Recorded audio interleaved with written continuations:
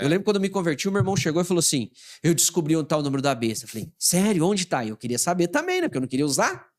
Ele falou assim, tá na barra, no código de barras da margarina. Eu falei, nunca mais como margarina. Mas o problema é que o pacote de arroz também tinha, o feijão também tinha. Eu falei, então não vou comer mais nada. Ele falou assim, ó, esses dois tracinhos maior aqui é 6, o do meio maior é 6 e o final é 6, ó, 666. E as pessoas ficam atrás do número. Só que a gente tem que entender, o número, o ambiente para o anticristo atuar está preparado. Ó, não compre e não vende se não tiver o número. Na época de João não dava, hoje já dá.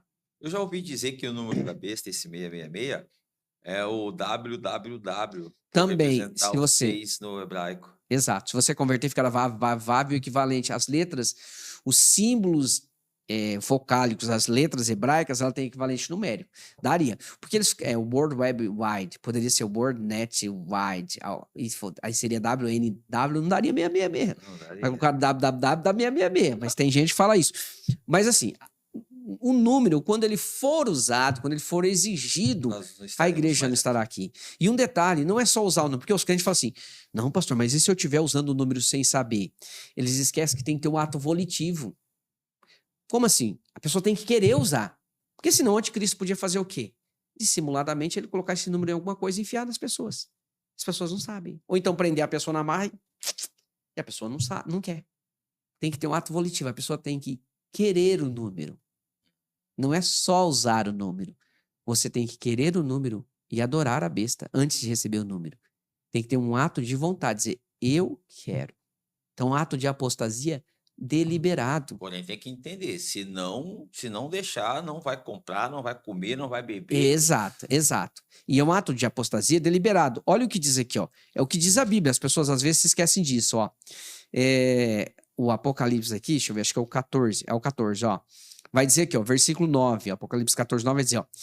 Seguiu-os ainda um terceiro anjo dizendo com grande voz, se alguém adorar a besta e a sua imagem e receber o sinal na testa ou na mão, fala, adorar a besta, a sua imagem e receber o sinal, ou seja, adora antes de receber o sinal. Então tem que ter uma vontade. Ele quer aderir do sistema, ele adora a besta, aí ele recebe o sinal. Não é só pôr o sinal. Senão o anticristo podia pegar, aprisionar a pessoa e pôr o sinal na mão dela. Acabou. Igual a linha de produção, e marcando assim. Igual o Hitler marcava lá em Auschwitz. Ele marcava com número as pessoas. As pessoas que ficaram no campo de concentração tinham números marcados aqui, ó. Números marcados no braço, igual marcar gado. Ele marcava. Então, era só o anticristo fazer isso. Marcar as pessoas, acabou. Não. Tem que ter um ato de volição, ou seja, uma vontade. Ele tem que querer o número. E aí, adora o anticristo, e o anticristo vai e concede o número. Uma adesão ao sistema. Só que o que a gente tem que entender? Quando isso ocorrer, a igreja não estará mais aqui. Então, essa preocupação do crente, qual é o número, qual é o número, qual é o número, não é necessário. Por quê? Eu não quero estar aqui para ver qual é. Sim, tem gente que quer ficar, né? Tem gente que quer ficar. Fica aí à vontade aí, junto com os seus amigos TJs. Mas a questão é a seguinte, mas nós entendemos que a igreja é levada antes. Por quê? Porque não tem propósito para a igreja da grande tribulação, não tem propósito para a igreja da grande tribulação. Nós observamos, lembra que eu falei? A igreja é a noiva, a grande tribulação é o juiz de Deus. Qual a necessidade dele massacrar a noiva? Se nós observarmos, Paulo diz assim, ó, que nós não fomos destinados para a ira. 1 Tessalonicenses 1:10 e 5:9. Não, nós fomos destinados à ira. E qual é a ira? A grande tribulação. Apocalipse 3 vai falar para a igreja de Filadélfia, acho que é o 3, ele vai falar para a igreja de Filadélfia, como guardaste a palavra da minha perseverança, também eu vou te guardar da hora da grande tribulação que havia sobre a humanidade. Ou seja, promete guardar a igreja fiel de Filadélfia. Outro detalhe, se a igreja passasse a grande tribulação, nós destruiríamos a doutrina da iminência. O que é a doutrina da iminência? Está em Mateus 24:36. Ó. Aquele dia, hora, ninguém sabe. Deus diz. Quando Jesus encarnou, ele disse, nem eu. Quando ele encarnou, hoje ele sabe. Sim. Ele diz, nem os anjos, nem o filho. Mas se nós ingressássemos na grande tribulação e se fizéssemos a contagem da 70ª semana, a gente entrasse na grande tribulação e olhasse, esse cara é o anticristo. Esse cara fez uma aliança com Israel, daqui 7 anos Jesus volta. Esse cara quebrou a aliança com Israel, falta só 3 anos e meio.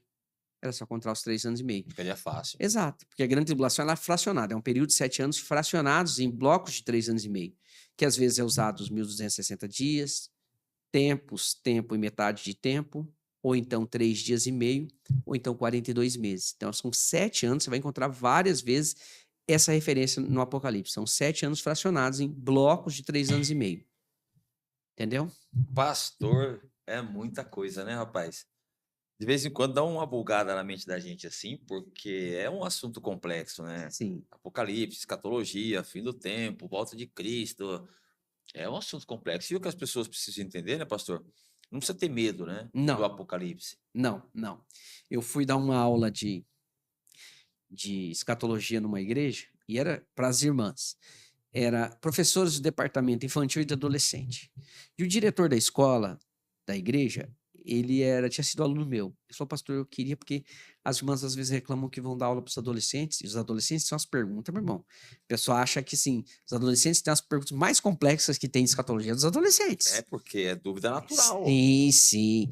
E eu lembro que uma vez eu fui lá dar uma aulinha de apoio lá na igreja nossa lá, para os adolescentes, a professora chamou e falou assim: pastor, o senhor não vem aqui? Os adolescentes têm muita dúvida e não conseguem explicar. Meu irmão, mas cada pergunta, e o que eu achei interessante, quem mais perguntou foi minha filha. E eu falei, rapaz, você tá junto comigo? Por que não perguntou lá em Testando, casa? né? É. E quem mais me perguntou foi ela. Eu falei, tá junto comigo? Por que não perguntou lá em casa? Mas cada dúvida. E aí eu fui para dar essa disciplina lá na igreja. Quando eu cheguei, uma irmã chegou para mim e falou assim: pastor, o senhor vai dar qual disciplina pra gente? É Apocalipse? Eu falei, também. É escatologia, mais amplo. Ela falou, ai, que medo. Eu falei, medo de mim ou do Apocalipse? Do Apocalipse. Eu falei, por quê? Não, ali, trombeta, selo, taça, aquele negócio ali, cai o mundo, acaba o mundo e tudo mais.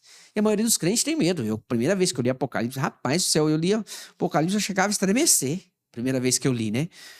Mas quando a gente entende que essa fase de angústia da história da humanidade não é para a igreja.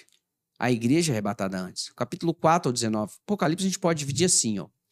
Capítulo 1, 2 e 3 é histórico. Realmente João existiu, foi exilado na ilha de Patmos. Aquelas igrejas que ele escreveu existiu, hoje estão na região que seria a Turquia, tá? Não existiram, tá? E aí nós temos capítulo 4 a 19, que é a grande tribulação. 4 a 19. Alguns colocam 5 a 19, mas começa ali do desdobramento 4 a 19, grande tribulação.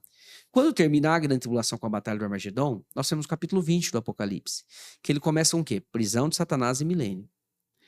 No final, ali na parte final do Apocalipse, nós vamos ter, capítulo 20, nós temos ainda soltura de Satanás e o lançamento dele no lago de fogo, julgamento do trono branco, capítulo 20. 21 e 22 é eternidade. 21 e 22 é eternidade. E na eternidade, haverá pessoas vivendo eternamente aqui. Pastor, você está doido? Não. É a Bíblia que diz, não eu. Eu não criei fatos. Na eternidade vão ter pessoas vivendo eternamente aqui, sim, ó. Olha aqui, ó, Apocalipse 21, ó. E viu o novo céu e nova terra, pois já o primeiro céu e a primeira terra passaram e o mar não existe. Tá novo céu na terra, eternidade. Agora, olha o capítulo 21, 24. E as nações andarão nas suas luzes e os reis da terra trarão para ela a sua glória e honra. As nações na eternidade, sim. Olha o Apocalipse 22, ó. Versículo 2, ó. No meio da sua praça, em ambas as margens do rio, estava a árvore da vida, que produz 12 frutos, dando o seu fruto de mês a mês, e as folhas da árvore são para a cura das nações. A palavra cura das nações, aqui é a árvore da vida de novo, ó, aquela que estava lá no Gênesis. A palavra cura aqui vem do grego terapeu, ou seja, a árvore da vida é colocada de novo à disposição da humanidade. Vai haver pessoas vivendo aqui? Sim, plano de Deus. Deus não perdeu. Deus não perdeu, ele vai restaurar todas as coisas, ó.